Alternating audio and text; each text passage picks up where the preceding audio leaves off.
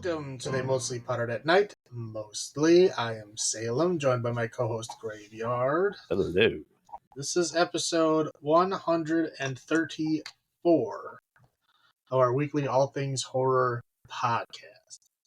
To celebrate the month of February, we're having a 2-episode Valentine's Day spectacular. I know you're very excited about this. You've been chomping at the bit for months waiting for this to happen. So prepare yourself for candy boxes full of body parts and terrible Valentine's Day murder poems, because there's a lot of those. Yeah. Because we're diving right in. We're doing My Bloody Valentine, the original, the 1981 original, and the remake 2009. And then we're also doing the movie Valentine from 2001, one of the glorious PG-13 2000 era horror films. Yeah. That made me rethink the genre at the time. So, all right, I guess we'll start with My Bloody Valentine. Well, I guess just a note, I haven't seen any of these before. So. Until this episode, yes. Well, now I've seen them all, but before previous to this, I have not seen any. For shame. But You did miss out. 1981 one, I was like, again, we talked about this earlier. It was like I saw it, like I knew of its existence for a long time, but like I would look at it and I would be like, what does a fucking miner have to do with Valentine's Day? And it just blew, like short circuited my brain. And I'm like, I don't like that. Like, that doesn't go together at all. Like, I didn't understand it. I never saw like a trailer or anything. Because obviously it's 1981. Then, you don't see trailers for those movies when they're older. I was like, it never made sense to me. And I just kind of like went, no, I don't want that. But then recently I put it on my list. I know we talked about it a little bit. This is the last movie on my list of old movies to watch. So sweet. Now I'm done. Well, we're done with that list. I have multiple other lists we're going through. But yeah, so we will start with 1981, My Bloody Valentine. Now, it starts off kind of with the backstory here, right? The backstory is there is a miner named Harry Warden who there was like, they have this big Valentine's Day dance in their town. It's like the big, every town has their like big event, whatever. Right. This is their big event. This Valentine's Day dance. The whole town goes. So there was the mine is like, all the people in the town work in the mine. So the two supervisors that were supposed to be watching like the last few guys down in the mine decided, you know what, they're fine. We're going to cut out and go to this party. Right. Let's go dance or not. Right. Cares Yeah. away. So the supervisors cut out. They go to the big party, and the guys that were down in the mine, of course, hit like a methane pocket that explodes, and they get buried down there. And then Harry Warden, it took them, they said weeks, right? Weeks to get him out. Yeah. And then when they finally got him out, Harry Warden was the only survivor, and he had to eat the other people to stay alive down there. Yes. And because of that, I think it was like, the next year, I think. He went on a murder rampage and killed the supervisors that, left them down there, and then all the people that he felt were responsible for his death. And then they supposedly, took him away. They committed him to an insane asylum, and he just left. Little did we know this was a prequel to Footloose. That's why the town can't dance. Right. So this is, then we get the whole 20 years later. So that apparently happened in 1961. And 20 years later, they haven't had a Valentine's Day dance for 20 years. I thought it was 10. That's the second film. Okay. The 2009 one is 10. This one is 20. Okay. So because in the 2009 one of the characters was in the mine. So if they went 20 years in the future, he would be old. So they had to go 10 years in the future, so that his not changing in appearance at all is semi-explainable. That's Gotcha. why they. But anyway, this one is 20 years. So the town has been too paranoid to do it because they're afraid of like the ghost of Harry Warden's going to come back. And it was like a kind of like a shadow over their town. So they decided not to do it. Well, this is the year they're doing it again. Right, the big Valentine's Day dance is coming back. Everybody's excited. All the miners are drinking and being wacky. I don't think I really need to single out any of the miners. What? There's really only Hollis, come on. there's really only three people that kind of sort of matter that aren't Hmm. just like cannon fodder. Okay, one is the owner of the mine's son Yes. had left to go find himself in California and failed miserably and had to come crawling back to his dad. So now he's back working in the mine. He had left a girl behind, and she didn't talk to her. It's not, they don't really say how long he was gone, but it was years. Right. So didn't write, didn't call, nothing. So she started dating this other guy. The other guy's like the foreman that kind of took over when he left, right? Hmm. So he's the mine foreman. I mean, same age, mine foreman that took over when he left, and also took over his lady friend when he left. Well, of Right. course, she comes with the position. Right. Yeah. It's like inherited lady. So yeah, she is with him now. He is the foreman. He's very upset that he came back and is trying to, one, take his job back, and two, take his lady back. Okay. So there's like friction between them. The rest of them are just like wacky, drunken hijinks kind of people. I mean, it does ruffle his ascot. Yes, for sure. And they're very Canadian. Yes, they're all drinking Moose Heart, and there's lots of sorries and a boots. Mm-hmm. So they're all partying, and then people start dying. Right. So there's at the very beginning, there's like a lady. They were gonna like get it on in the mine. It was just there to like probably put on posters or like what I don't know. It was like a sexy lady in a mining outfit. It doesn't make any sense. Yes, the very first scene with the woman that gets impaled, and then this scene is in the trailer. Like that was right. explicitly made for the trailer. Yeah, I like you can tell by looking at it. It doesn't really have a connection to the rest of the film at all. No. But it's there. So that lady gets killed. Her like heart gets put in a heart box and delivered to the sheriff. Mm-hmm. Saying like, oh, if you have the party, Harry's coming back to kill everybody. Right. And so the cop is kind of like, oh, this is messed up. Somebody's messing with us. But he's like, we'll kind of keep going anyway. The mayor's like, oh no, it's still happening. Keep it under wraps. There's a lady who's like head of the dance committee, who runs a laundry, who gets murdered. Poor Mabel. Yeah, and put in the dryer and apparently cooked in the dryer. So we get the scene of her like cooked corpse coming out of the dryer. At that point, the cop is like, okay, we got to shut it down. Right? Like people are dying. Like this is going to get worse. We need to shut the whole thing down. So he shut the whole thing down. It's because he was afraid that he was going to get some, and now he couldn't. So that's why he shut it down. Yeah. So they're like, okay, okay, no, nobody should die now, right? Because the dance is shut down. So the miners are all like, well, fuck that. We want a big party. Let's just go party in the mine, right? Because they have you do. Well, I mean, they had like a lunchroom. I mean, they had like, it would look like a diner attached to the mine. So yeah, it makes sense to have the party where they started the party, because they had like a built-in like industrial kitchen and like a pool table and a jukebox, like all that. Like it was a party place. Yes. So they're all partying and drinking and whatever as young miners do, I guess. And then the girls get drunk and they're like, let's go in the mine. So they all decide to like go down in the mine. Not everybody, but like, I don't know, 10 people or something. Nothing screams sexy than a dirty, filthy mine with oxygen required. Yeah, let's go down. Let's go down to the mine. So they like take the little cart all the way down in the mine, and then there's a bunch of people that stay up, and then just like murders start happening.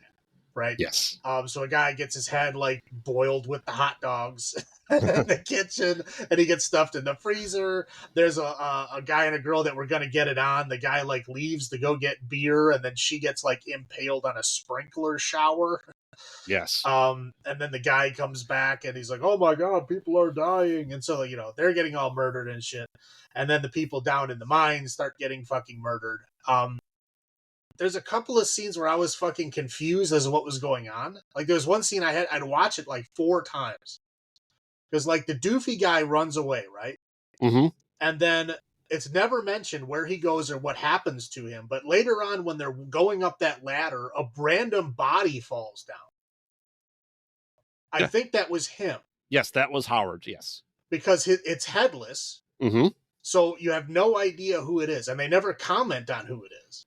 Correct. But as soon as that body falls, they all go back down the ladder. It's a very odd scene. I had to watch it multiple times. Like, what the fuck is happening here? What is this scene the supposed class to be clown doing? Howard got killed. Right, yeah. So anyway, yeah. So it gets down to, of course, the love triangle, right? Is basically what it gets down to.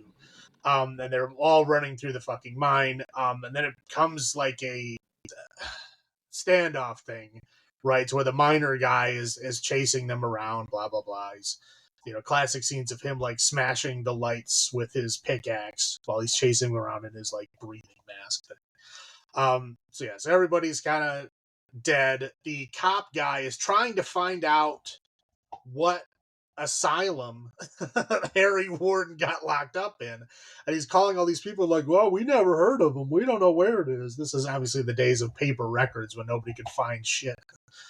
And they're like, she's like, he dead. Right, yeah. So they basically find out that Harry Warden has been dead for years. Not 20 years, but like 5 years, let's say. Right. So he's been dead. So this is not Harry Warden that's killing people.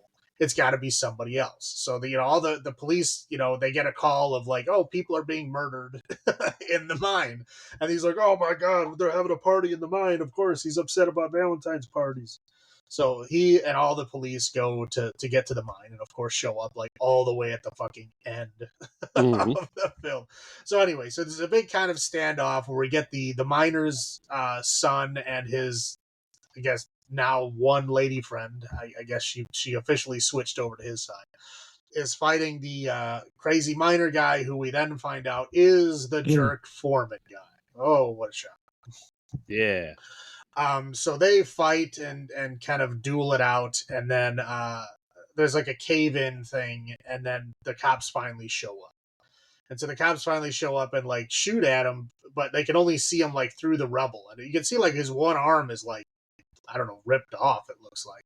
Yeah, it is. But he's like still running and limping and giggling and laughing and getting away. And that's literally the end of the film. Well, you see why he became the crazed miner is because Harry killed his dad. Well, yeah, he was the son of one of the supervisors. Yep. So the 2 supervisors that left early to go to the party, he felt was the reason for him dying. And so he had witnessed Harry Warden killing his supervisor dad. He was like under the bed.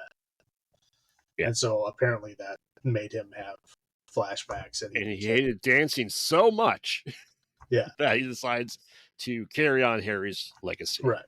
So yeah, that's why he hates Valentines, and that's why he sends terrible heart-shaped boxes with real hearts in them with really bad like puns. Yeah. There was only a couple of them, but they were pretty funny.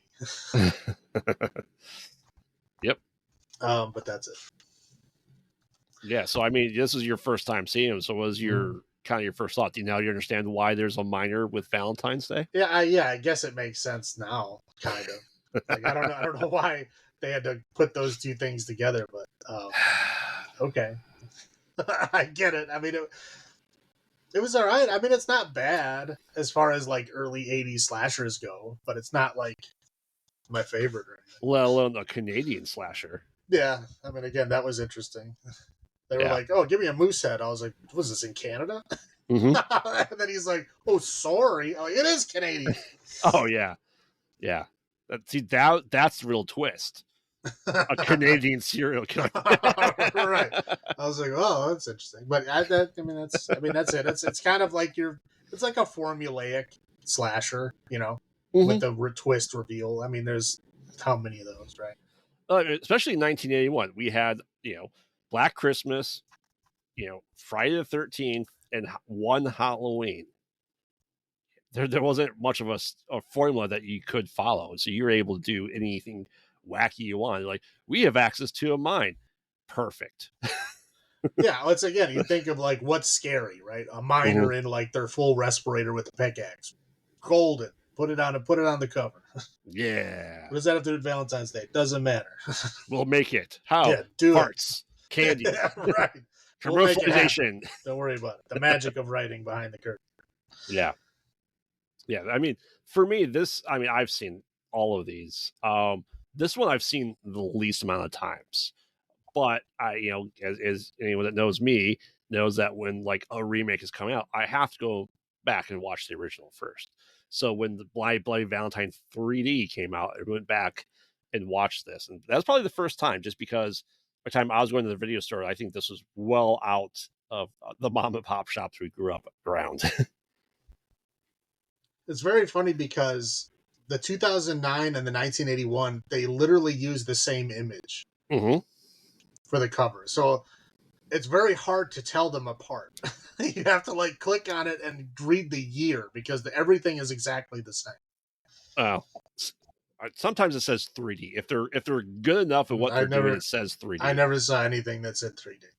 Oh, okay. I figured out it was 3D while I was watching it. I'm like, oh, these fucking stupid shots. It's got to be 3D. But I did nothing that I found said 3D. Yeah, like I said, no. This is My Bloody Valentine. Everyone, like you said, everyone seems to know about it, but not many people have seen it, I feel. Yeah, I mean, again, I knew of it. I mean, it had always been a friend. It's not like I didn't know this movie existed. It just never made sense to me, and I never really cared to figure it out. Right, it just kind of faded into like the obscure holiday slashers. Right. Do you want to do your highlights first? Sure. Okay. So I mean, like miners in a mine, that's unique, right? I mean, I don't know of any other horror movies set in a mine. Or at least, I mean, there's a couple of scenes in a mine, but never like the entire film in a mine. Right.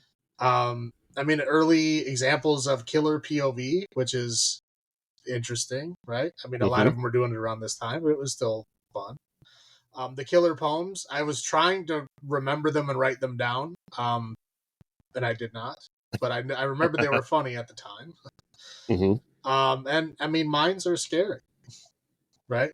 Yeah, I would They're not want to scary be to trapped me. down there. I mean, I'm not. I don't think I have any dwarf blood because I'm like uncomfortable underground.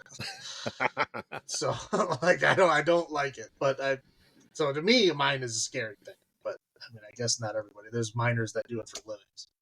Right. That's all I got.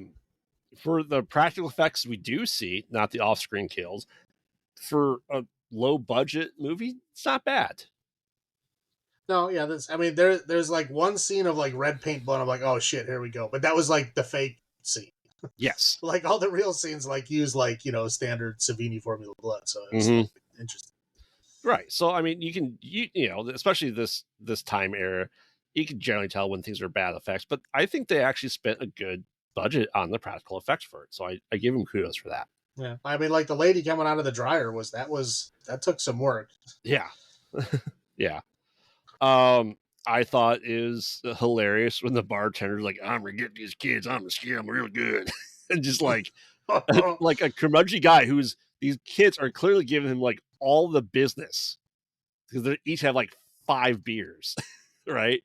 It's like, fuck these kids. I'm gonna scare them real good. The funny part was you open and close that fucking door like I don't know how many times, like 5 times. Like he's like, and then he did it again. Like, okay, dude, what the fuck? We don't need to see this 10 times. Stop. I think it's just interesting having an adult scare kids, which is usually the other way around. So I think that's just a notable thing for me. Obviously Canada. Oh, Canada. Or home in native land. Okay. I'm gonna say one piece, I'm gonna say the other piece of it, because I'll go into my low points then. They gave Hollis a girlfriend. Now, if you think about what Hollis looks like, right? Which one's Hollis? The guy with the mustache. Oh yeah. All right, the fat guy. Didn't give him a fat girlfriend. No, they didn't. And that's kind of like that's the stereotype, right? She wasn't the big girlfriend, but she had a big personality for sure. She was Right. like the party lady of the group. Right. But like I said, to give someone that looks like Hollis in the 80s a girlfriend like that, not very common. Yeah, it's funny because there was like a nerd and then like a clown, and he was neither of those as the fat guy, which is like almost always what they are. Yeah. Yeah. He was kind of like the nice guy. Right. Yeah, he was just kind of like generic guy number one. Right. So I found that interesting. Now, to go into my low points, somehow also Howard had a girlfriend, and he was a complete asshat to everyone. He was the class clown that just wasn't funny in the least bit. But this is also like mining town USA. Like, I know. What else are you gonna do? I know, but I'm just saying, like, yeah, I could see him not having a girlfriend, but he was awful. I think that another low point is essentially if you said, "Oh, those Duke boys got into some trouble," I would have believed you with the music choices they had. Yeah, this is 81, man. It was all because they're like almost flying, get on the mountain. Yeehaw! They were literally doing that shit. They were like good old boys for sure. Oh yeah, yeah. Of course, got the black lung pop. Like God, I would not want to work in a mine. Yeah, no, mines would scare the shit out. Again, I'm uncomfortable being underground. Yeah. Obviously, dances. Fuck dances, especially Valentine's Day dances. I've never been to a dance in my life. Yeah. Never in school. Never at hotel. They suck. Playing in a mine, like okay, the rec room, sure, that makes perfect sense. Let's go into this dangerous mine where we have to wear breathing apparatus so we don't die. Hey, it's like a roller coaster. No, don't do it. Yeah, that's like, yeah, I don't know. If you're like working in a steel mill, like, oh, come on, ladies, let's go tour the molten steel area with your, like exposed skin. It sounds like a great. It's like, what are you doing? Why would you do that? No, yeah, no. Tough guy ascot. Come on, man. He was hard to take seriously as a tough guy. He wasn't a tough guy. He was a cool guy. Well, come on, man. There's a difference. And we'll say this. We can say this for the remake too. There is a lot of off-screen kills. There's a few, but I mean, most of them, at least we see like the initial thrust or the initial swing. Yeah. The second one is egregious for sure. Right. But I'm just saying, there's not a whole lot. Well, especially in slashers, the whole idea is to see the kills. Again, I mean, most of them we do, or at least we see leading right up to it, and then somebody will find the body. I mean, but like we see the initial stuff. Yeah. Like I said, I have the lost records of the guy, right? Of like, I don't have a record for him, so he must be dead. Can you look for me? Oh. He's not in my hospital. This is the days of paper records, man. Like, it would take months to do anything. I know.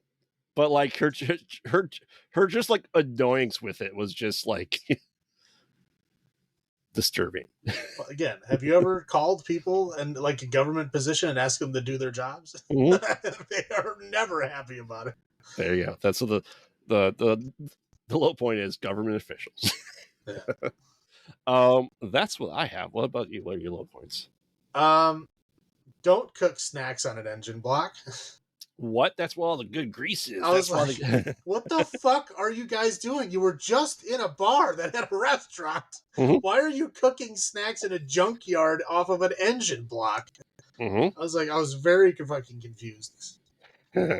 Just like all the minor drama, right? Like, it's completely unnecessary. Like, it felt like it was just added to like pad out the film. Like, it was. Like all of this like love triangle bullshit and like all this, like it was like completely pointless. It was like a waste of everyone's time. Yeah, it just took away from what they should have been focusing on. And then like, I mean, yeah, they're Canadians. I got no problem with Canadians. Not a big fan of Moosehead. I don't think it needed to be like a running advertisement for Moosehead every 5 minutes. What? Because there's like 50 bottles of it on the screen 50 bottles of it, and anytime anyone used a box in the film, it was a Moosehead box. Mm-hmm. even like the old laundry lady when she was like moving laundry was in a fucking moose head box. Like, dear God, is that like how much moose head do you consume as a town where you use the boxes for everything? I mean, maybe it's a law in Canadian cinema in 1981. I guess. Yeah, that's all I got. Okay. All right, so this week we're gonna do heart-shaped boxes because there is heart-shaped boxes in all these movies. Imagine that in Oh man, we're Valentine's talking Day. about Nirvana now. Sweet. Yeah, heart-shaped box. Which is actually in the Nirvana song a uterus. But no, we're not talking about uteruses. We're talking about like heart-shaped candy boxes. Okay. So yeah, number of heart-shaped candy boxes out of 10. Graveyard, what do you give My Bloody Valentine from 1980? It putting it together with these movies drastically changes the score. If this was just a movie by itself, it probably been scored lower. But in comparison to the other two movies, it's a higher one. Like I said, it's that cover art that everyone knows, but not many people seem to have seen. It's still a good watch, so I will give it 7.5 heart-shaped boxes out of 10. How about you? It's not bad. It's not great. It's all right. 6. 6. 6 heart-shaped boxes out of 10. But what would Mabel think? What would Mabel think about your 6? I mean, Mabel dead. She's been cooked in a dryer. Yeah, she has. She ain't thinking much of anything. Exactly. Hey, she's the one that gave a real candy box to anyone. Right. Post-mortem, she said candy. Yeah. All right, so now we have the wonderful, the delightful Valentine from 2001. Take it away. We start off with everyone's worst fears, a 13-year-old middle school dance. Yeah, I never went to one. Well, then you're lucky. You're lucky. So essentially, the nerd, right, is asking all these girls that are popular to dance. One says maybe later, one says no, one says sure, and they immediately start making out because of As it. you do, yeah. Because she's the chunky girl, she's Buffalo, right, and gets caught. And she's like, "Oh, he's touching me. He's a pervert." Yeah, and then kind of just like ruined his life. Well, yeah, as we find out later on that he got sent to a reform school. Yes. After that. I'm saying it ruined his life. Yeah, I mean, yes, for sure. So now we're 13 years later, right? So gearing up for Valentine's Day, and we get Katherine Heigl, and probably the earliest thing I've ever seen her in. Yeah, as a brunette as well. Yeah. Like, not her typical blonde. And not annoying. Well, she didn't have enough time. Spoiler. Yeah. And she's like going on a date with Jason. Jason likes this. Jason likes this. Ooh, this bill's too high. Jason says you got the salmon and the, crab, whatever appetizer. So you have to pay. All right, cool. Doesn't Jason get a kiss in front of the salad bar? No. Yeah, after you just went Dutch, that's a brave statement. Oh yeah, it very much is. So anyway, she's like, "Oh, I had to go to dinner. Now I have to go do autopsies. Yay!" And so she's like getting, going to the autopsy, to the coronary learning, because she's like, I'm no doctor yet, but I think you need psychiatric help. She does autopsies. I don't think she has to do that. So anyway, she is working on the body.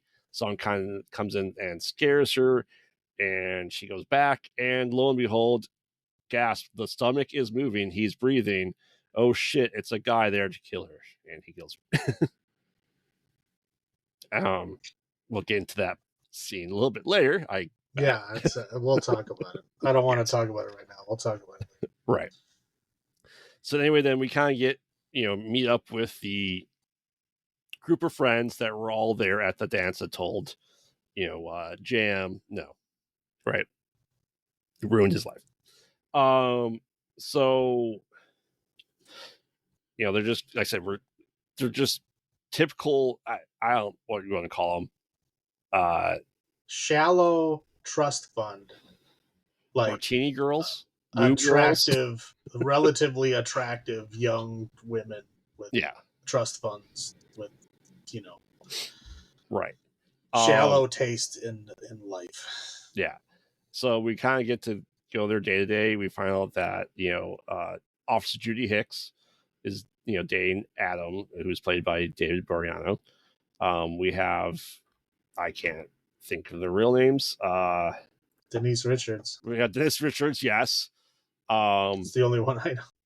Yeah, the other names, but like essentially they're going about this. The quote fat girl, is very She's rich. big boned. You don't have to go Is air fat. quotes. Dear Lord. Well, I can't. Nobody can see your fucking air quotes. But she's not fat. I'm just saying that right now. No, not at all. I mean, She wasn't even fat as then. a younger kid, no, she was not. No. Quote unquote fat. No, but that's how they viewed her, and that comes. I'm saying that because it comes into I was play. a child. I understand how these things work. Yeah, I should say I was a fat child. I'm a fat adult too, but I was a fat child then as well. But I said that just kind of comes into play later, right? So eventually, sorry, I have to put that the kid Jeremy, he bleeds from the nose when he's like upset. So anyway, like they find out that she's dead, and the Adam comes back. It's like, oh, I'm a recovering alcoholic. I got this thing published, blah blah blah blah blah. And they try to figure out what's going on here, and then they kind of get like Valentine's Day cards, but like Jim Carrey as the Riddler style Valentine's Day cards. Those cards are cool. I don't care what you say. But you know what I mean, like the pop art essentially. Yeah. All kind of signed like JM. Like JM, who's JM? They're trying to figure all this stuff out, right? Like, oh, Dennis Richards, you've been with like all the guys. You have gone through like the alphabet tremendously. It's like, so they're kind of figure it out. Dorothy's boyfriend is like, oh man, I got kicked out of my apartment. I have to live here now. Sure, make room in the house. The guest house, right? Kind of find out what's going on there. One of the girls, she goes to like, I call it like let's call it the artsy tunnel of love art exhibit. Right? Well, yeah. I mean, but she was like dating, or I should say, seeing the artist. Right. And she was invited, yes. And then, they go into the tunnel and like, ooh, who's this other lady that's watching this get it on? Oh, don't mind her. I said she can be here. What? And just like, oh, you're such a prude. Well, I don't know. I can't fucking stand any of these people. I don't know. I can't contain my distaste for like every single person in this film. Like they're all just terrible people. Mm-hmm. Like, okay, you're dating a person, you haven't had the discussion about exclusivity. You don't know what their person's, view on it is. Like, right. You can't just assume shit and then get all upset when your assumptions are wrong. Like, that's not how the world works. No, it's not. But yeah, like I said, as you said, it's hard to like anyone. Like boyfriends, the main cast, you don't like any everybody sucks. Yes. In this film. Like everybody is an ass. They try to like appeal to your like empathy occasionally, but it's like it does not outmatch the level of shitty things that these people do. Right. Yeah, but in that tunnel of love, let's call him Cupid Man, shoots her with arrows and she falls in the dumpster, blah blah blah blah blah. And nobody notices because she was supposed to go on a plane trip to another city. Until douchebag shows up at the party later on. It's like, she wasn't there. But this is fucking days later. Like, do your friends never like, hey, I'm here in LA. I made it. My plane touched down. Like, no one communicates. I thought like they're supposed to be best buds. They are, but they're not. Like, yeah, I haven't heard from her in days. Oh, I'm sure she's fine. Yep. What? Yep. They all have cell phones. I mean, this is early cell phone age, but they have them because they're rich trust fund kids. Yeah. Yeah. That's just flimsy logic at best.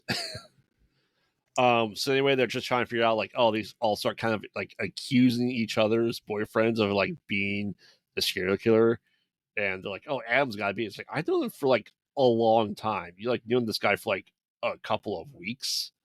You don't know his last name. Well, You just don't understand. You're just mad because the quote, big bone girl got a cute boyfriend. You're just jealous. Dorothy's not a good person. It's like every time they talk, I'm just like, God, I hate all of you. Mm-hmm. I hate every single one of you. There's not one person I fucking care about. And it's like this film, it's difficult because not only do I not give a shit about the protagonist, I'm not even rooting for them to die because the villain is so lame in this film. It's like it's not even worth it. Yeah. So anyway, they eventually go to like the detective that's on the case, and then like we'll figure it out. We talked about, you think it's this Jeremy kid from that long ago. His parents died. Blah blah blah. It can't be him. Oh, by the way, Denise Richards, I'm going to sexually assault you or accost you and put my hand on you because I think you're attractive, and we clearly have sexual tension going on here. Yeah, even though they're like, I don't know, at least 20 years apart. Yes. Yeah. And she definitely does not get off any interest to him at all. What's the formula? The formula is half your age plus 7. Correct. That's the youngest you should be dating. He is definitely beyond that number. Yeah, it's fair. So anyway, like, they're one of the girls, I don't remember which one, her creepy neighbor sneaks in and starts like smelling her underwear, and Cupid shows up and just Gary. Okay. Bashes his head in with like it's fake, Kate. How about a date, Kate? Yeah. It's Gary. That's right. So all that's going on there. I forgot to mention that Dorothy's boyfriend was, essentially embezzling money from the family to pretend to be like her 60-year-old dad on the phone. He gets killed. At first I thought that was Casper Van Dien. I was like, oh shit, he's in another movie. And then I was like, oh no, wait, that's not him. Son of a bitch. The guy looks just like. Yeah, that's fair. It's not him. It's correct. It is not him. But that's a fair assumption, though. I think in 2001 you probably would have thought that if you seen it then. Probably, yeah. And you had no way of really looking. Especially if you had Denise Richards in another film, I'd be like, oh fuck, but no. Yeah. So anyway, then we have just like a party at Dorothy's house where everyone's dancing, all the usual party scene, right? This is a classic third act. Classic rich kid giant party with hundreds of people that they don't even know. Correct. Yeah. Correct. So like Adam kind of shows up kind of drunk. The Lily's boyfriend shows up like, yeah, she hasn't been there. Who the fuck invited that guy? No one. How did he get there? I don't understand how half these people just showed up. No idea. Yeah, so anyway, they're like, hey, you guys should all stick around. I'm gonna be there soon. Anyway, all that's going there. Douche nozzle from the speed Dane takes Denise Richards up to the room. He's like, all right, I got something to show you. My dick. She's like, oh, okay. And it ties her up and it's like, wax me. And it pours wax on him and then leaves him maybe to get killed. I don't know. I don't know. This scene is annoying too, right? Because like they just fucking met. Mm-hmm. And he's like, oh, I gotta show you something. He brings her up into the bedroom and she lays down all seductively and shit. Mm-hmm.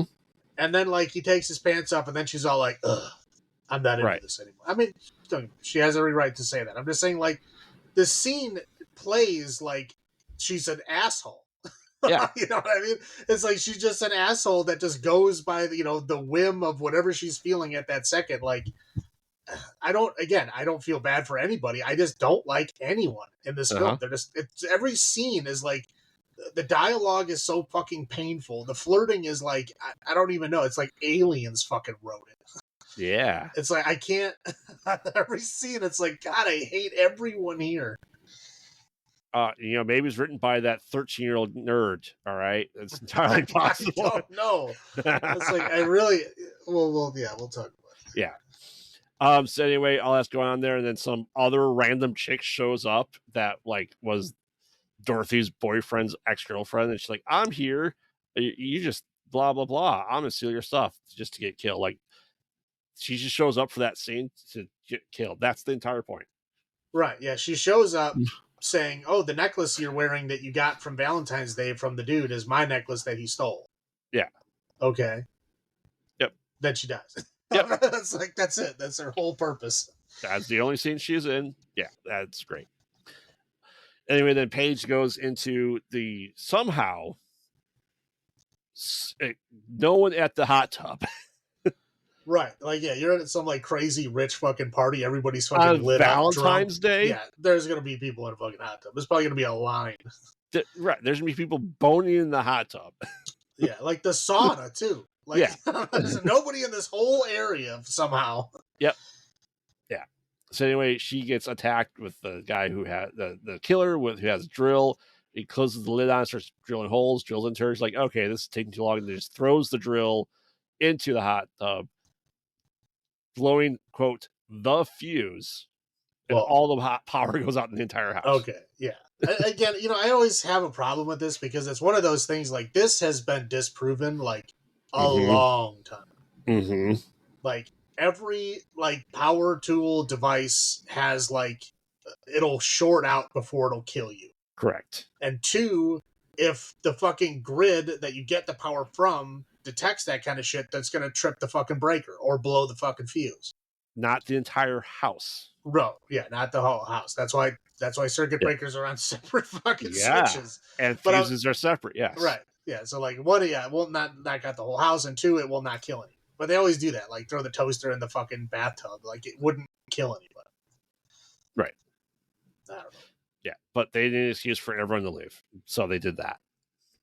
So I guess I who do you want to call our Kate? Do you want to call Kate our main protagonist? I guess I don't care. It's like I don't like anybody. They try to like bump up her empathy, but she's just as shitty as everybody else.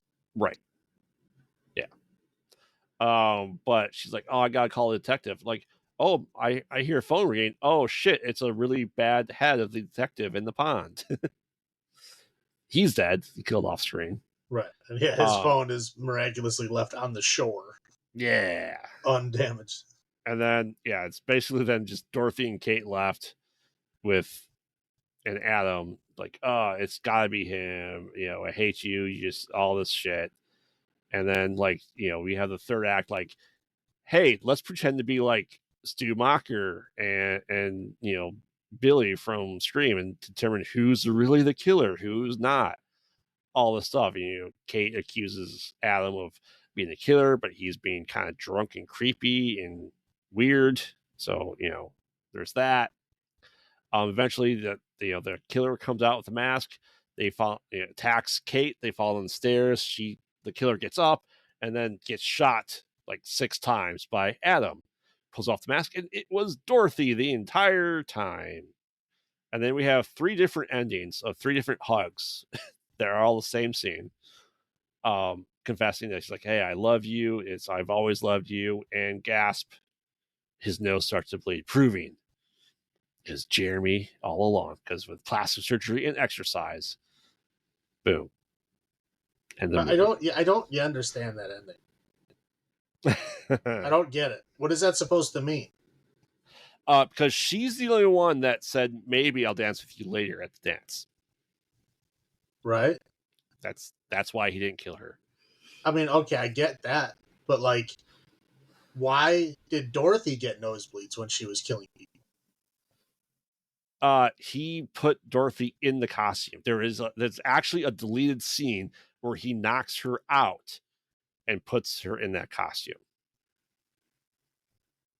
That deleted scene is very crucial to the movie because he shoots her as she's attacking Kate. I'm aware. How does an unconscious person attack someone? I don't know. I have no doubt that scene exists, but it exists for a different version of the film. Mm-hmm. In this version of the film, it was Dorothy the whole time. Yes. So I don't understand the ending. What does that mean? That somehow... okay, he's Jeremy. Okay, what does that have to do with the rest of the film? I don't understand. He actually, he's the killer the entire time. No, he's not. Well, that's the implication, is he is the killer the entire time. It's almost okay. So just think of it this way: Halloween H2O already came out, right? And the idea of resurrection, of putting different masks on someone else, and then they're like not knowing what to do. So like the logic assumption here is that Dorothy was knocked unconscious, dressed up in the costume, and then woke up, and then proceeds to attack Kate for some unknown reason. Only in that moment was she the killer. And that's stupid. It is stupid. This is why Again, well, people don't like this movie. you can't like sub in deleted scenes. If there was like a director's cut or something, okay. But if there's just a deleted scene, it doesn't. You can't incorporate that as saying that's canon. Though the writers have said it, I don't think anyone cared to make a director's cut. Unfortunately, I'm just saying, like, it doesn't make sense. Right. I mean, it could have been they were both the killers their entire time. That's why one had nosebleeds, one didn't. Because Dorothy had reasons to dislike them all too, I guess. I don't know. They're all pieces of shit. I know, but I'm just so lost. Like this whole fucking film. Because again, like she was around as a kid, right? Mm-hmm. She said that she had met his parents. Mm-hmm. How would the parents not have mentioned that they went to school together? Why wouldn't the parents mention that he has a different fucking name? Right. It doesn't make none of this makes any sense. I was trying to put it together. I'm trying to like logically understand because she talks about meeting his parents. She knows what their professions. Like again, like she knows where they were from. Mm-hmm. How is that possible? It's almost like they had two different endings and picked one that made the least sense. And that's fine, but then you can't go back and say, "Oh no, it was him the whole time." No, it wasn't. You can't do that. You can't just pick and choose what you think is more interesting. That's not what you fucking filmed. Right. Like, I have to go by what you put on the film and what you put out, which is that Dorothy was the killer. Uh-huh. So what's the point of him bleeding at the end? To show it was him all along. But it's not. I'm aware. Like I said, I watched this a lot, and I looked at a lot of things before this too. Just like I was like, again, at the end of it, didn't make sense in 2001. I sat there for like probably at least a good 10 minutes going, what the fuck? Like, how does any of this make any sense? It doesn't, like, there's deliberate things that were said, and like, they would have fucking known. Yeah, they fixed it in the DVD release. It's on the special features DVD. That's the only way I know this information. It's from originally buying the DVD and watching all that shit. That's fucking bullshit. It is. I think it's like they know it didn't make any fucking sense, so they're trying to like save their logic hole by trying to make shit up. Right. It's that. So essentially, what happened is it came out in theaters. People said this makes no sense. They released the DVD, fixing it, then did nothing else after that. Right. Like if you knock someone out and put a fucking mask on them, and then they wake up after being unconscious, what's the first thing you're gonna do? Clearly, go attack someone. Yeah. Like, why the fuck am I wearing a mask? Right. Like, you take it off. You're not going to go, oh, murder. No, you're not. No. Right. That doesn't make any sense. Correct. Oh, my God. This movie just pissed me off. Like, I was okay. It's just a generic PG-13 movie until the end. And I'm like, what the fuck was that? Mm-hmm. What does that even mean? Mm-hmm. It's awful. Yeah. Yeah. Again, I just... So, honestly, those were your first thoughts on this. Yeah. I didn't make any fucking sense, and I hated it. No, like I said, if you're someone that doesn't have the DVD and you watch this through a streaming service, you're not getting this shit. Period. Well, I'm saying, if you have to watch some special features thing where somebody explains a dumbass logic hole, they just made that shit up to explain the logic hole. That's not what they actually did. Right. I know for a fact you fucking Valentines writers, I know you're full of shit. Uh-huh. Come at me. Come at me with your defense. I want to see a real Valentine's defense. Exactly. Release the Valentine's Day director's cut. Oh, wait, there's like 5 of them. That's put it together. Make it make sense to me. There you go.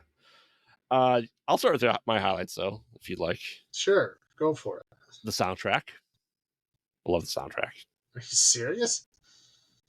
Are you kidding me? It has Static X, Linkin Park, Disturbed, Yeah. Yeah. Well, that's I love it. fucking, all that's horse shit.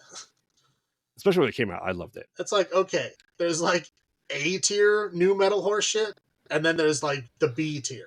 And that's everything in this film. Man, Power Man 5000, come on. It's horse shit. Denise... not even good horse shit. It's bad. It's second wave. It's the shit of like people are like, hey, people are listening to this, and this seems to be like the scene thing to do. Let's like make a band and jump in the scene. That's what they did. I own the soundtrack, sir. All right. I'm sorry. I'm just saying this is millennial trash. Denise Richards, before she seemed dirty. Denise Richards was never good in anything. And if you learn all that stuff, essentially it's alluded to that the killer wins. That's horseshit. Till for Valentine's 2, which did it happen? I don't think it happened. Might have happened. I don't recall. That's it. How about you? Again, I did like the stupid Valentine's cards. They gave up after a while. There's only like 2 of them, but they were funny. I thought they were good. The condolence cards, those are hilarious to me. You said like cards that said like "too bad, so sad." Someone's dead. To like their parents and shit. Like, wow, like that's fucking cold. But it was funny to me because they just seemed like so nonchalant about it. Like, oh yeah, we got a card from apparently the killer. Yeah, it says "too bad, so sad." Isn't that terrible? Yeah, rich, like rich, stereotypical wasp lady. Yes, that's terrible. And again, they all deserve to die. I mean, right? I don't like any of these people, but like, again, I was thinking about it. Like, man, I wasn't even rooting for the killer. The killer was lame too. Yes, he was. Like, just lame. Yes, she was. She just lame. Like, what knife are you using? Oh, just some generic knife I pulled out of the kitchen. Like, don't even have a killer knife? Come on. And there was like a bow and arrow for one scene, never used again. Like, yeah. Okay. Like, there's like some of these scenes. Okay, we're just gonna go right to the bad. Okay, so I'm done with the good. Now we're going to the bad. Like, one, okay, children are terrible. Like, that's just a fact. Yes. They solidified that at the beginning of this. Now, the fucking scene when they're in the fucking autopsy hall. Like, I had to pause it and think about how dumb this was. Now, she is about to cut into a corpse, right? Yes. She's scared by the dead eyes of the corpse. So she puts a sheet over the head, right? But the belly is still exposed. She hears a noise. She goes to investigate. She comes back. She goes to cut. And then the stomach moves because it was breathing. And she screams and runs away. Now, well, and then she knocks into the closet, and the closet opens up, and the body falls out, right? Now, the killer's logic in this scene is to expose your naked stomach to a person with a fucking scalpel and hope that they notice you breathing and don't cut you open? What kind of fucking idiot plan is that? He's not a smart killer. Like, you already have a knife when she's like concentrating on cutting the corpse, just stab her in the back. Why are you trying to lay there like, oh, I'm not a corpse, look at my belly moving? What the fuck are you thinking? What? And that's the first one. That's the first kill. Like, how stupid are you if this is how you start your killing spree? Like, by nearly almost getting gutted and dying before it even started. Oh my god. I was just like blown away by the stupidity of this scene. Dating hell. I've been there. It sucks. I mean, these people are like the worst. Like, you get all these fucking people who think they're like, the best thing in the world, that they're royalty, and you need to like somehow serve them. Like, they're trying to talk to you so that like you have to like get down on one knee and kiss the ring because they've decided that you're worthy of a hey. These are the worst kind of people. The quote unquote protagonists of this film are like the most shallow, shitty people, like treating everyone like crap. Yes. Yeah, the maggot chocolate. Wow, that was gross. I don't know how you get live maggots inside of chocolate. Like, I'm pretty sure they would have died before you bit into it. Are you saying they need to breathe? Just saying, like... Are you saying that you can't dip maggots in a nougat that's hot, let it cool, and then cover it with melted chocolate? Right. I'm saying, like, they would have been dead, and she would have ate them and would not even have fucking noticed, because Correct. It's like there's still a shit ton of chocolate and filling anyway.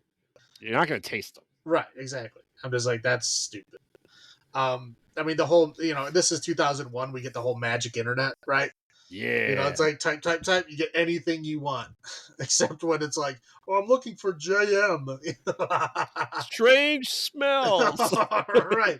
It's like no information found, but like everything else is on there. Of course, we get some picture enhancement. Of course, because it's 2001, Magic Computers. Mm-hmm. Now, the fucking like flirting in this film, I wrote down here, it was either written by nerds or aliens, right? Like nerds that have never been in any kind of like conversation with a real woman before, or like aliens that are unfamiliar with human behavior. Like that's like, these people are not communicating as regular humans communicate. Why not both? Oh my God. It was like, what are you people saying?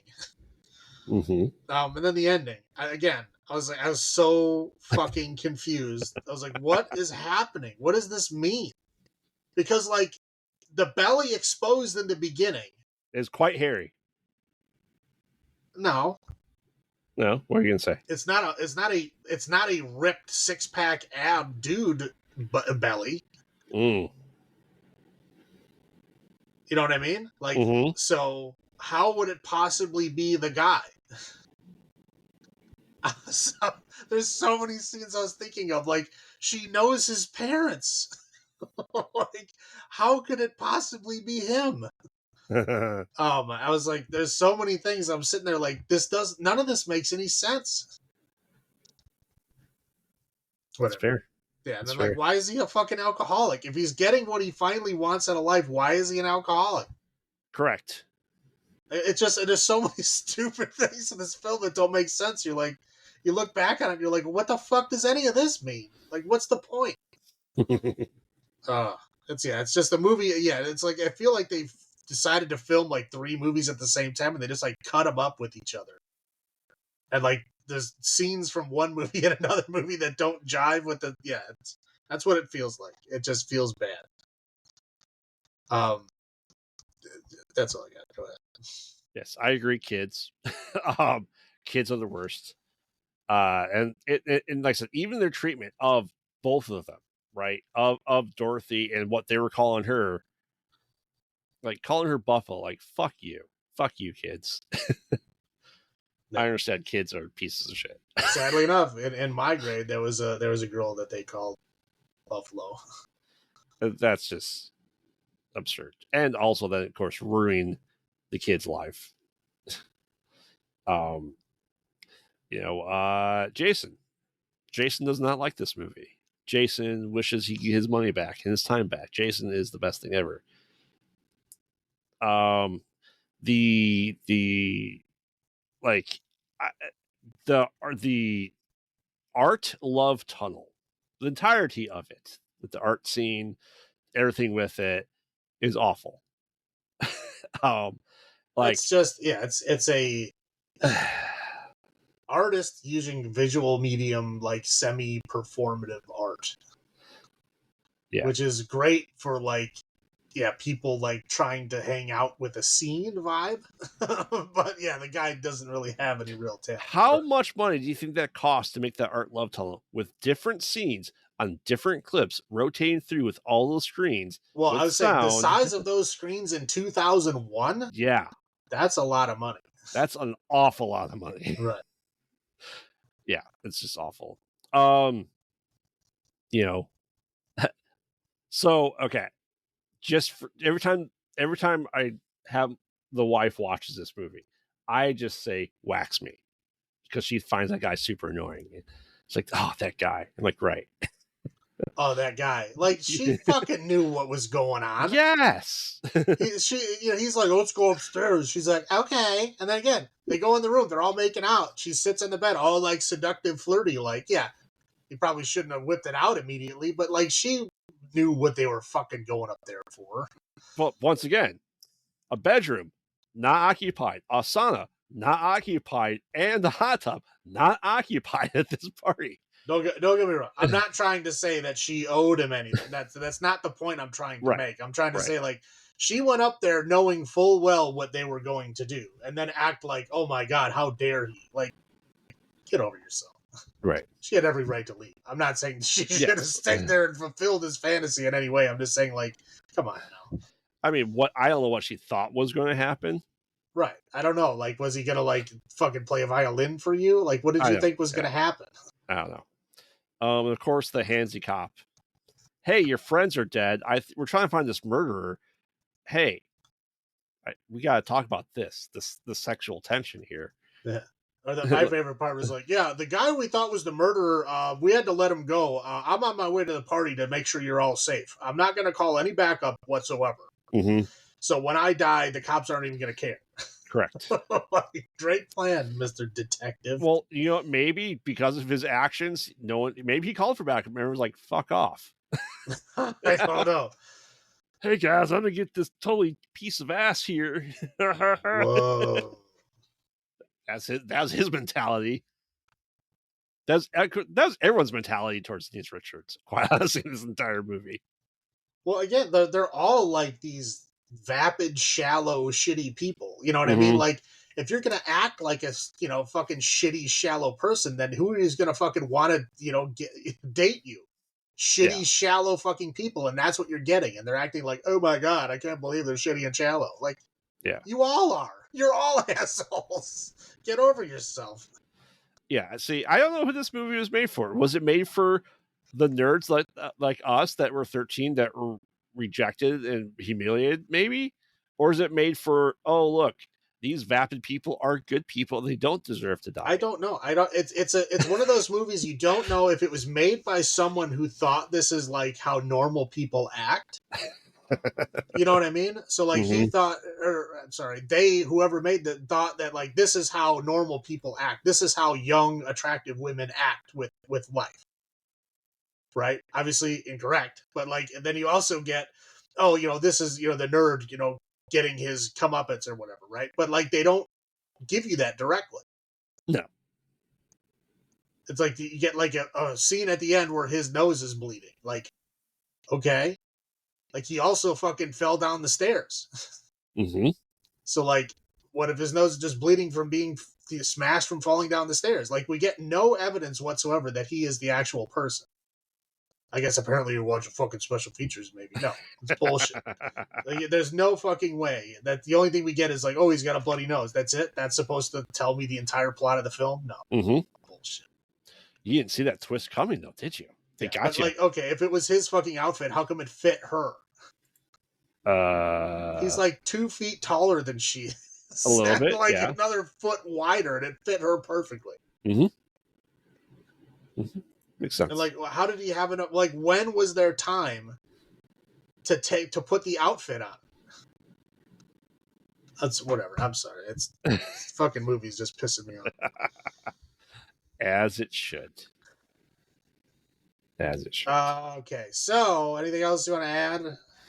No. All right. So, number of heart-shaped boxes out of 10. I guess you can I'll go first. I'm trying to.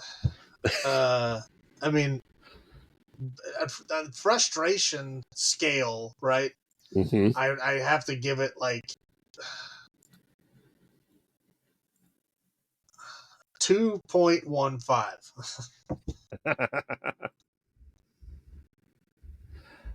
I mean, it's not the worst thing I've ever seen, but it's sucked.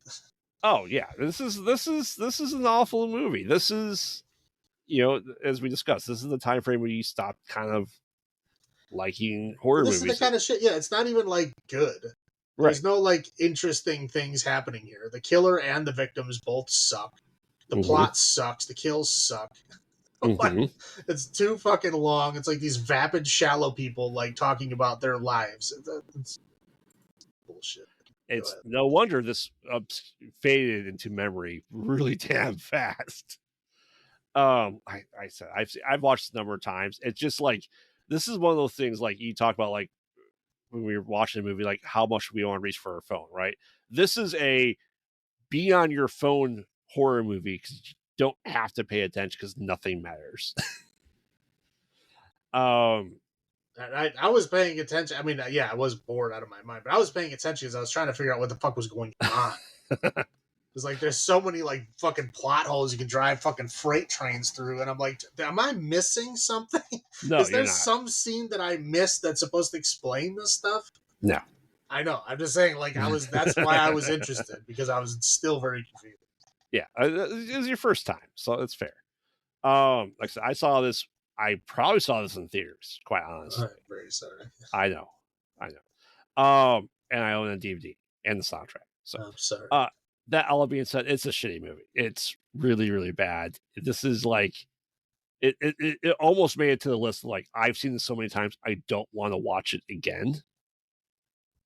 But I did watch it, obviously. But I will give this 3 heart-shaped boxes out of 10. You know, just because it gets that 0.85 more because of the soundtrack for me. So. The soundtrack sucked. I think it lost points for the soundtrack. But this is Rob Zombie and Orgy and all that stuff. I like Orgy's okay. Yeah. Disturbed? No. This is like Disturbed like wanted to get on soundtrack so they just started. I don't care. Disturbed is one of those bands that like if anyone ever plays them in my presence, I don't like you. I do not like them. Yeah. But and that's like it felt like the whole soundtrack was just bands that I would hate you if you played them. That's fair. That's fair. All right, moving on. So now we're going to My Bloody Valentine from 2009. Sometimes 3D, sometimes not 3D. It was filmed in 3D. Yeah, it was. But other than that, it doesn't matter. Now, I did see it in 3D in theaters. I'm sure that was awesome. No, did that eye pop right out of the screen? Yes. Nice. Yes.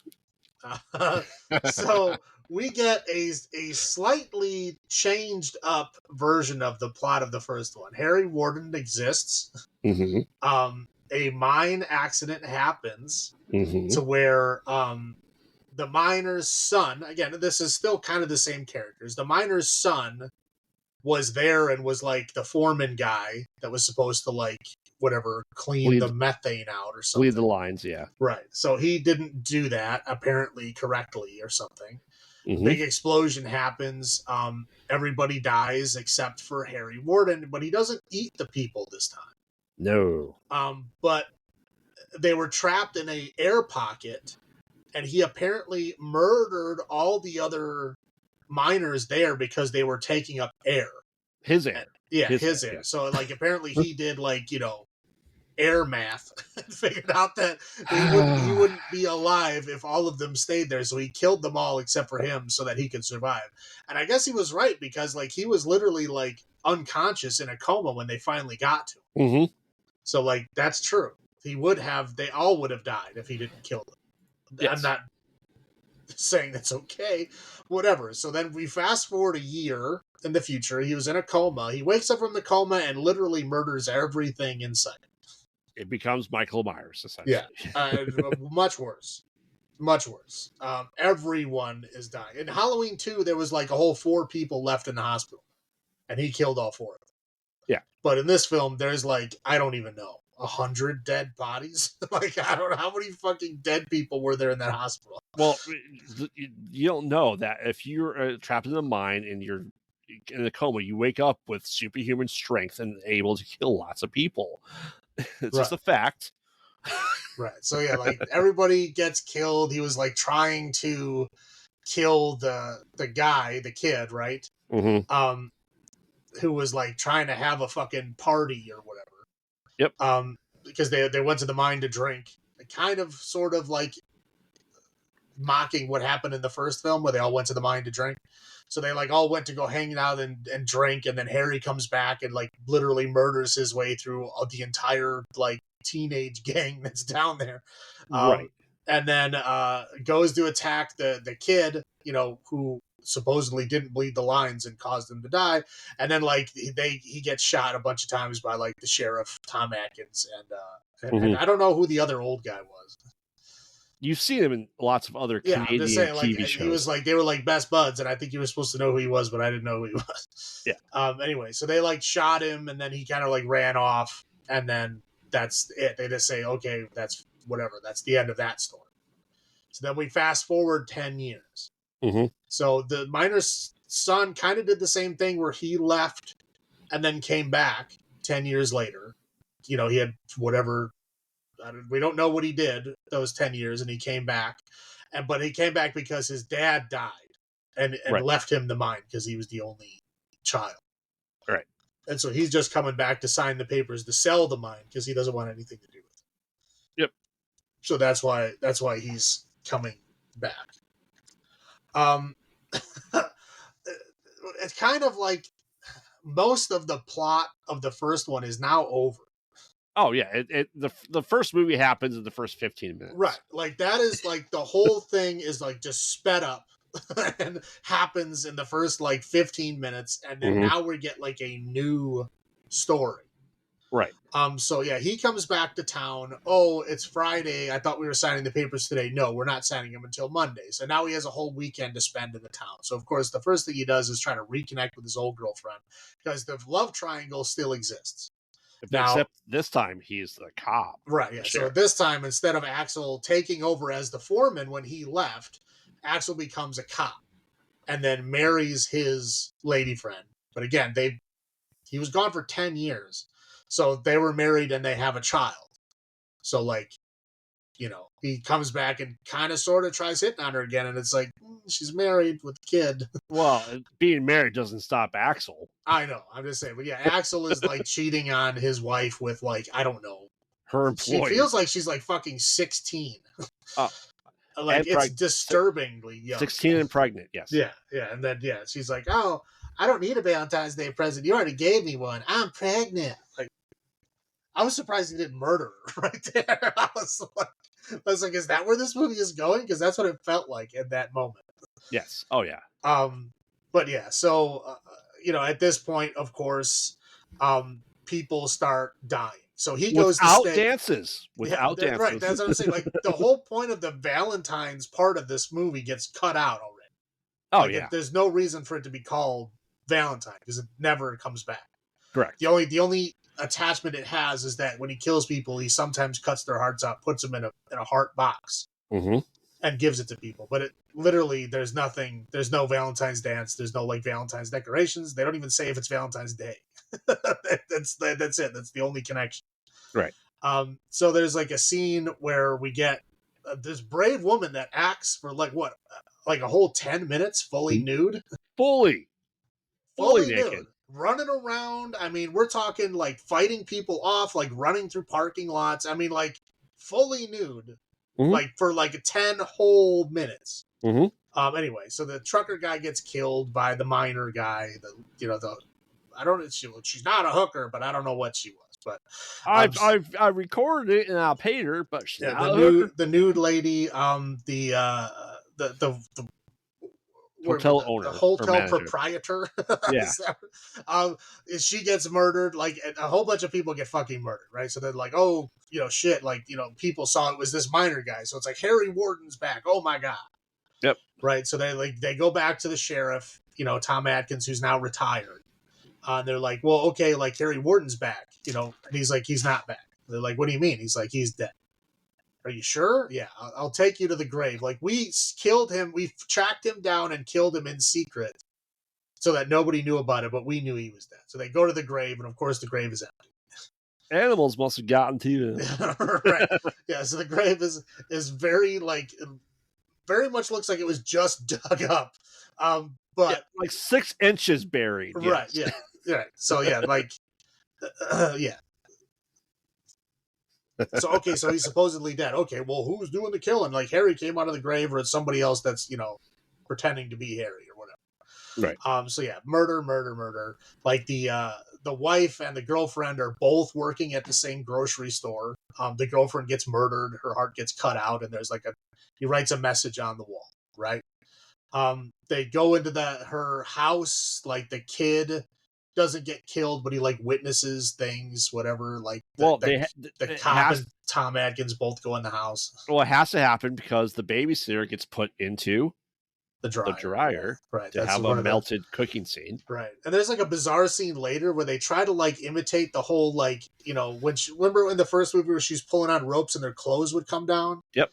There's like a weird scene where they tried to like bring that back, but they didn't give you any explanation what was happening. So like if Remember you this didn't from the first one? right, like if you didn't watch the first movie, you'd have no idea what that was and what's Correct. happening. Correct. That's the only reason I'm like, that's like a deep cut. Like, how would you know that? Anyway, so back and forth. So basically, the cop calls his wife like, "Oh my God, it's the son guy, the minor guy. He's gonna kill everybody." He was locked in a mental institution for the last 10 years, and he just got out. And then of course he's telling her like, "Oh, he's crazy. He's gonna tell you anything because he doesn't want you to come back to me." So they're basically pointing the finger at each other. And then they're talking, and of course, it's the classic slip up, right? Where he's like, "How did you know that? Only the killer would know that." I think he slipped up saying that, "Oh, the same note that you got was the same note that was written on the wall in blood when the one lady was killed." And she's like, "How did you I know never that?" told you that. Yeah. "Oh, yeah, you did. You told me." He's trying to gaslight her, and of course, it doesn't work. So she she's got a gun. She doesn't shoot him. But anyway, so he then transforms. So it's the son of the miner this time, the son of the Mm-hmm. owner of the mine that becomes Harry Warden this time. And we get, kind of like he goes, he runs away, puts on his miner outfit, and then comes back. Um, and they kind of have like a showdown, right? And it's the same kind of ending where there's like a cave in, and he gets shot a few times by the cops, but he does get away. Well, he escapes from the rescue crew. Right, he escapes from the rescue crew and goes deeper into the mine and the dangerous area, the abandoned mine, and they just choose not to follow him. So, yep, that's it. And yet the cheating scumbag sheriff lives. Yes. Yeah. Yes, he does. And his girlfriend is dead, so problem solved. Exactly. Exactly. Problem solved. So that's it. I mean, yeah, my first impression is like, what the fuck is the point of this movie? One, it's like they didn't try to remake the first movie. They like recapped it in the first 15 minutes, and then they like made another movie that had no connection to Valentine's Day in any way. Well, the purpose of this movie was 3D. Well, I get it, but like this is what I assumed the first one was. Like, how do you connect Valentine's and a minor together? Yes. And this is like what I expected it to be. Like, they don't really go together at all. No, not at all. And that's what I expected the first one to be. The first one at least put it together in a way that makes sense. Right. This one doesn't even try. It's like, hey, look at us putting the pickaxe through the screen for like the 10th time. Isn't it great? Fantastic. Yeah. Yeah, like I said, I saw this in theaters in 3D. Where are these fucking theaters are just like raking in your idiot money? They are. Come on in, keep watching these shit movies. Hell yeah. Hell yeah. I mean, maybe I own this on 3D on DVD with 3D glasses. I'm not saying I do. What is wrong with you? I like bad movies. Apparently. No, I like this doesn't have anything like so separate from the show. Like I'd say the wife watches like in December, and she's like, "I forgotten how generic this movie is." I'm like, it's quite generic. It really is, and it's not something that you like. It that sticks with you. You know what I mean? Like if you watch it every couple of years, it's so generic you kind of forget like all the stupid shit that happens. I don't watch this very often, but this is another one like you could put your phone on and not pay attention to this movie because it doesn't matter. Yeah, like I said, it's after the first 15 minutes, like the plot is over. Right. It's now just like, random minor killings, and that's it. Yep. And I'm like, haha, did you see the one from 28 years ago? No, we did. Haha. Yeah, they had, like, again, there was like a couple of dumb like throwbacks, and that was it. Yep.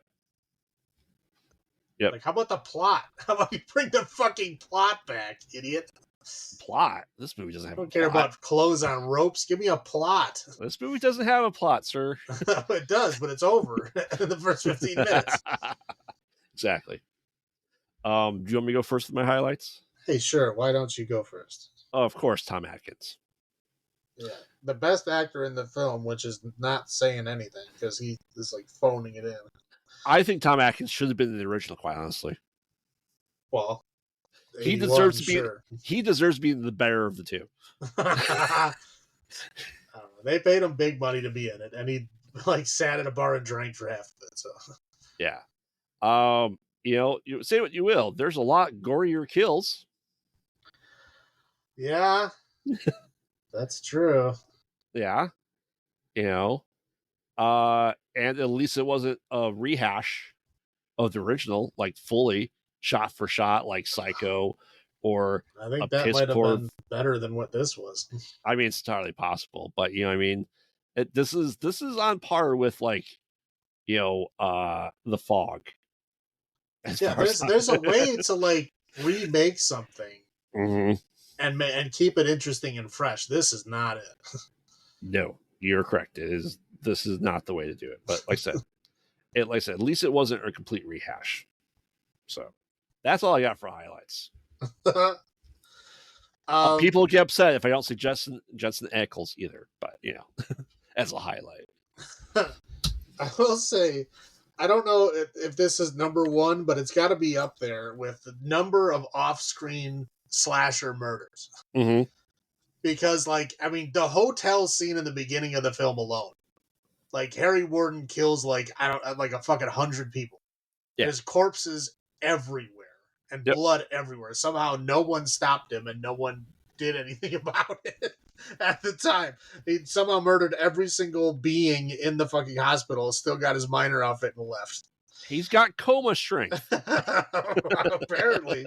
Like, if you're in a coma for a year, you're waking up and falling down. Like, you are not murdering anything. Your muscles are in atrophy. Exactly. I'm like, what is happening with this guy? Anyway, Tom Atkins, again, he's the best thing in this movie, which is not saying much. Right. And I will say, at the end, there was one scene I thought was done well. And that was, it doesn't make any sense that the guy runs away and then changes into his miner outfit and then comes back knowing they have guns and walking slowly towards them. I mean, it's genius move. But when he is walking down the hallway and like doing the thing from the first one where he was like smashing the lights with his pickaxe as he was walking along, and it does like the kind of flashes where like when he breaks the light bulb, he kind of flashes into the old miner uniform. Mm-hmm. On those flashes. That, I think, was done well. I think that was an interesting shot. They did a good job with that. I think the performance, because they must have had two people do it, right? Oh, yeah. And they put them together interesting and loud. It was just like a flash, like a camera flash, but it was there. I thought that shot was done well, but that's about it. I stopped caring for a while. So, like, I mean, I got some on the list here, but I stopped adding to the list. I was like, I just don't care. But yeah, it was like, one, they changed the plot, the immediate plot of the film, right? Mm-hmm. And then they skipped the plot, and it was over in 15 minutes. I'm just like, what the fuck am I watching? Like, what happened? Like, what? Like, it's a remake. It's not a reboot. It's not a continuation. It's a remake. Why are you, like, ending the film after 15 minutes and then restarting another film after? It's like, it's so bizarre. The CGI with the 3D goddamn shots. It is like, again, that pickaxe comes through the screen, I want to say like 10 fucking times. Like, easily. It's like over and over and over and over again. Even just the one kill with the old guy when he has it on the ground, we see the end of the pickaxe 3 times just there. Right. Okay, there's the classic scene of like, oh, we're driving, so we're gonna have to pull up behind a truck with a pipe in it, and the pipe's gonna come through the windshield and go all the way through the car. Like every 3D film has that same scene. I don't know Yes, why it they does. keep doing the same scene, but they do. Every film, I don't know why that's like the go-to trombone. Do it. Yep. Yeah, again, there's just so many bad CGI, so many unnecessary 3D shots. I understand they're shooting it in 3D and that was the whole shtick to get people to go watch it, but just dumb. Yeah, on I'm like, what the fuck did I write? But the cheap throwbacks, as I was talking about, like the dryer and the fucking pulling on a rope, with the clothes. Like, there's so many like goofy throwbacks. So, like, if you didn't just watch the first one, like, even if you had seen it a while ago, you're not gonna remember that shit.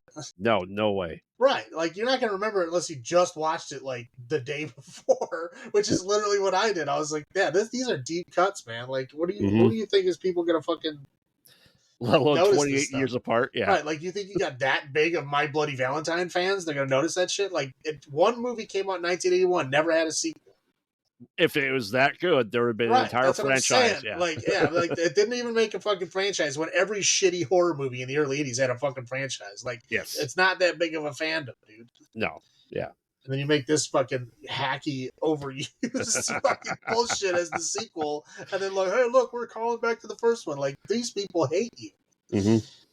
Yeah, but I stopped at that. You stopped. Point. Yeah, that's all I got. Yeah, we're right on point here. 3D, Austrian kills, such a generic ass slasher. Like, this is way more forgettable than the first one. Oh, for sure.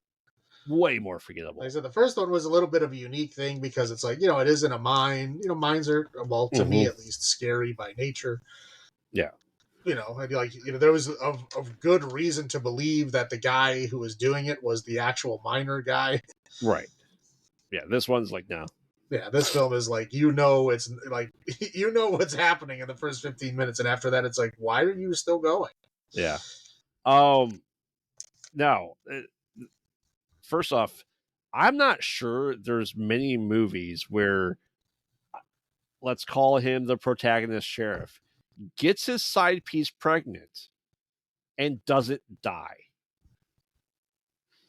Like, but the side piece does. Right. I was like, that was unfair. Like, I was like, yes, this guy gets away with all this shit. Like, his pregnant fucking side piece dies and he gets off scot-free. He gets everything he wants because he's like, oh man, when Jensen Ackles was getting like potentially killed, he's like, I saved her. I was there for her. Like, you left him there. Right. You left him and he got fucked up because of it. Not only do you get the girl, now you have a side piece and a kid and the sheriff. Like, you get it all. You're a piece of shit. Right. Like, fuck this guy. Right. And he still lives. And, I understand that, they had to do the 3D shot, but poor Tom Atkins. Well, again, yeah, I'm sure they paid him a lot of money and he didn't have to do a whole lot. I know, but he still had to have a 3D shot of the pickaxe in his jaw and his jaw being ripped off and thrown at us. That man's a national treasure of horror. You don't kill him like that. Yeah, and like I said, you talk about that poor woman that had to be naked for 10 minutes. I know that's a brave performance because she did a good job. Yeah, and again, people think you're good at something until you have to do it completely naked. Like, no fucking towel, no lighting, nothing to hide behind. You are just like standing there fucking naked. Nothing else there. But she was still going, still sassy and still going. It was, again, kudos to her acting naked. Because I'm sure that would be terrifying for a lot of people. Yeah. I completely agree with that. It's got to be terrifying. But even in closed sets, I just can't fathom doing that. Right. Like, that's one of the things they say. I know it's in a Stephen King book, but I don't remember where else it's from. But I know it's in one of the Gunslinger books. So where one of the characters has to fight naked. And you're really like, you don't know how good you are in a fight, unless you have to fight naked. Because you Yes. literally have nothing. Right. You don't even have clothes. You are fighting with literally nature. Yep. That's when you find out if you're actually good at fighting and survival. That's the point. But talk about another movie where you don't like anyone in the movie. Right. Yeah, it's hard to. It's like, yeah, like the wife, like she's married with a child, like trying to go for another dude. Like, that's shitty. The Yep. fucking her husband is like playing out boning another lady. Like, that's shitty. Yep. Like the dude coming back trying to steal the lady, like he's been fucking gone for a decade and is now trying to swoop in and take his old high school girlfriend. Like, that's shitty. Yeah. Like, the only guy that's okay is Tom Atkins, and he just retired. Yep. You want to take point? I'm retired. Yes, like, no, I don't. This is your job. I'm just here as an advisor. Oh, God. I mean, let's face it. We watched 3 movies with really shitty protagonists. For real, man. There's like nobody. Like, again, there was people in the first, My Bloody Valentine that I cared about. Like the dude with the mustache was awesome. But like, Yeah. I'm just saying, like there was okay. Like, the people that were okay in that, they were, likable at least. But these other two, it's just like, God, all of these people are shit. Yeah. Yep. That's all I have to say for low points for this one. I could go on forever as well. All right. So, number of heart-shaped boxes out of 10, Graveyard. What do you give My Bloody Valentine? 2009? I do like this more than Valentine. Okay. Not by much, but I do like it more. Just because I didn't hate every moment of it. So I will give this 4.5 heart-shaped boxes out of 10. How about you? 3.9. 3.9? 3.9 heart-shaped boxes out of 10. Yeah, I mean, it was interesting to see that, like, when Jensen Ackles realized that he is the miner, him going through all these different things, like, because he was trapped in a cage, like he was trapped in a cage. That part was not imagined. Now, everything leading up to it, in the middle, yes, he did do it to himself, but it was just interesting, like, exposition flashback dump. Let's say, like, there's no way you can tell. No, because like he witnessed a murder while he was trapped in the cage. right? Like, you were literally seeing it through his eyes. So it's like the whole film is told through an unreliable narrator. Yes. Until the end. Yeah. Oh, right. Right. So it's like you can't believe anything you watched. Right. For sure. Maybe that's what Valentine needed from 2001 is that shitty montage to explain everything. Dude, there was like a million things they could have done to make it make sense, and they didn't do any of it. Correct. Except after the fact. So. All right. Anything else you want to add? Nope. I'm good. Wrap us up. All right. We have more Valentine's goodness next week. I hope you're ready. It's exciting times. Our Valentine's Day Spectacular continues with part 2. This episode, we'll visit some of the Valentine's episode movies. I guess they're movies, but they're also episodes. Yes. From Into the Dark. Yes. They did have 2 Valentines, and we'll put both of them right here because why not? Oh yeah, we watched that show when it came out. And a movie that is almost universally panned. I was trying to find a good review, and I could not find one. No. And that's Cupid, which came out just a couple years ago. But boy, yeah. So strap in for adventures in love and horror. And remember, we watch bad movies, so you don't have to. And this has been Graveyard saying, "Have you checked on the children?" This is Salem saying, "Long live the new flesh." Good night.